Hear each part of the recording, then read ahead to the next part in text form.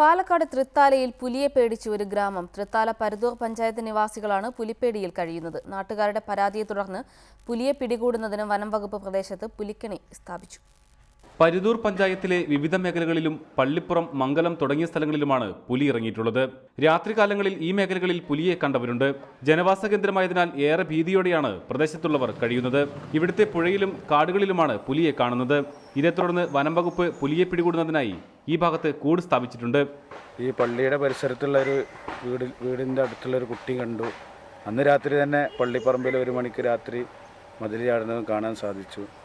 അങ്ങനെ വീണ്ടും ഫോറസ്റ്റ് വന്ന് അതിൻ്റെ കാൽപ്പാടങ്ങളെല്ലാം അന്വേഷണം നടത്തിയതിന് ശേഷമാണ് കൂട് വെക്കാൻ തീരുമാനിച്ചത്.